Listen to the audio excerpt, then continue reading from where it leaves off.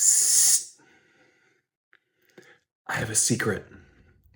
Home warranty policies are a scam. Okay, I'm just being dramatic there, but I do have a controversial opinion on this topic. I'll share that a little bit later in this video, but today we're gonna talk about home warranty policies, some of the pros and the cons, as well as some helpful tips that will guide you along and help you decide whether or not a home warranty policy is right for you.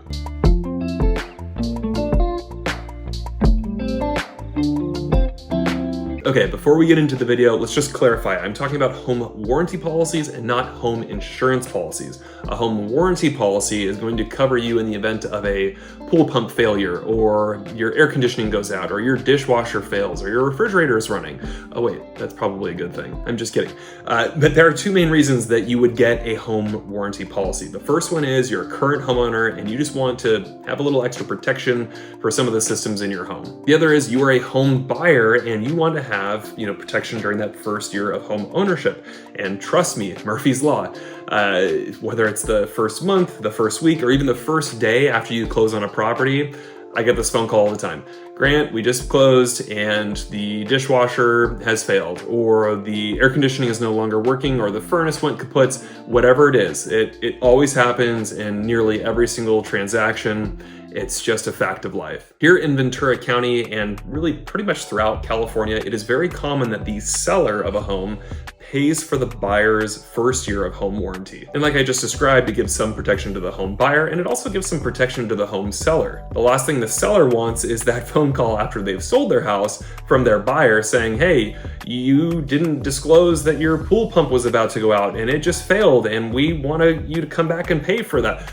This avoids all of that. Here's a buyer tip. Make sure that you do your homework and really explore all of your options. Read the fine print, understand what level of coverage or what's being covered or not covered in the different policy options that you have. When I'm representing buyers, I'm giving them between 3 and 5 of the top rated companies to pick from. Obviously, if the home doesn't have a pool, then I'm not gonna recommend they go with a plan that provides pool coverage. That wouldn't make any sense. And make sure when you write your offer that you're going to include in there a dollar amount that the seller is going to pay to cover the cost of your home warranty. One important thing that I'm going to mention probably a few times in this video is that home warranty policies will not cover pre-existing conditions. So if your home inspection report says that the HVAC system is not operating, you cannot then go call the home warranty company after you close and voila, have a free brand new HVAC system. That's just not how it works. The only way around this would be is if you negotiated with the seller to have that HVAC system repaired before closing, you document proof of that, and then after you close, it fails again, you go back to the home warranty company with that proof in hand, then you could probably get your coverage. Just remember that documentation is everything. Now here's a tip for homeowners that want to get a policy. Maybe you had a policy for the first year of ownership 15 years ago, but you're thinking, you know what, let's go ahead and get another policy today. You need to document the condition of all of your systems, all of your appliances before you purchase that policy. I recommend calling a licensed general contractor or a home inspector and getting documented proof, preferably with photos and videos, saying that everything is in working condition before you go and purchase that policy. Without that proof, the company will say it was a pre-existing condition and deny your coverage. All right, now I'm gonna give you my honest opinion and my take on home warranty policies. This is gonna kind of blend into the pros and cons portion too, but let's start by discussing how do you go and file a claim. Let's say you just purchased a home, you closed yesterday, and we're headed into a 10-day heat wave and it's gonna be screaming hot inside of that house. You have a spouse, you have kids, everyone needs it to be cool and comfortable. Kids are also starting school. You know what I'm getting at here. That AC system fails, and this is what you're gonna do. You're gonna go and call your home warranty policy. Every time you call them to schedule somebody to come out, chances are you're gonna be paying a site visit fee, anywhere from 50 to 100 bucks, sometimes a little bit more. Check that individual policy, see how much it costs to call them out. They're gonna send out a technician, and I'm not trying to disparage anybody, but in my experience, the folks that are technicians for the home warranty companies are not the experts in their trade. I'll leave it at that. That technician is gonna come out, and their primary objective when they come out is not to immediately replace the AC, it is to repair the AC. So they're going to say, hey, we're going to try swapping this part out here or tweaking this over there. Maybe they'll get it up and running that day and you feel, okay, this is kind of good. This is great. And then without fail, the following day, it goes out again. Well, now your family's really starting to get upset at you. They need the home cool. So you call the warranty company again, you pay that fee for the technician to come back out again. They finally make the diagnosis that, hey, we need to replace this system. You think, great, I'm not gonna have to spend the $3,000 to get this thing replaced, but then the company tells you what the lead time is gonna be. Let's say it's gonna be 7 days for you to even get that equipment delivered.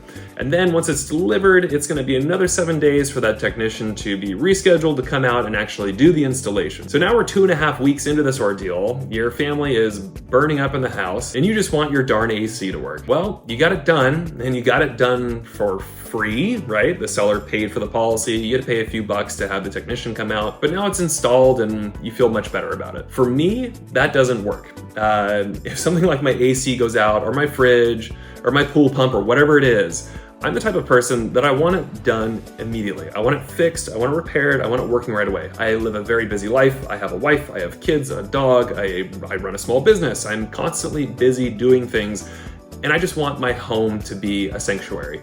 When I'm done with my crazy day and I come back, I want to know that the food is cold in the fridge, the dishwasher's cleaning all the dishes for us when we're done with family dinner, and I just don't have the patience or the temperament to wait. So I'm the type of person to just pick up the phone, call my own trusted repair person or technician or whatever to come and handle the situation as quickly as humanly possible. Now, most of my clients see things entirely opposite from me, and that's okay. And for them, it's entirely worth to get the home seller to pay for that policy up front, if they have to pay a few bucks each time to have a technician come out, but ultimately they don't have to pay for the full replacement cost when something fails. They love that, and that's totally fine. There's nothing wrong with that. In fact, a lot of my clients will get through that first year with the home warranty policy and then pay to extend it for several years or the entire life of them owning that home. You have to weigh both sides and determine what's going to be best for you and for your family. Okay, here's a few things that you need to know. When something breaks, you have to call the home warranty company first. Remember, they're going to use their technician, they're going to use their repair person. You cannot use your own contractor, have the work completed, and then send the bill to the home warranty company. That's not how it works. Remember that every visit usually comes with a service fee, and coverage is going to vary widely from company to company and from plan to plan within that company. So make sure that you really read the fine print and see what they're going to cover. Some plans will cover all appliances, but to throw in your washer and dryer is an additional upcharge. You want to understand that upfront when you're negotiating with that home seller to pay for that policy for you. Documentation is critical. You're going to want to make sure that during the escrow process, you're having that home inspected and you have documented proof, preferably with photos, that everything was working at the time of closing. And final thing here, just remember, these home warranty companies are going to want to try to save money in any way that they can. So their goal is always to repair first and then replace. At the end of the day, if the home seller is going to pay for that first year of home warranty policy, I say go ahead and get it. If you got any value out of this video, make sure that you like and subscribe. My name is Leichtfuss, Ventura Real Estate Agent and Community Expert. Thanks so much for watching, and I'll see you on the next video.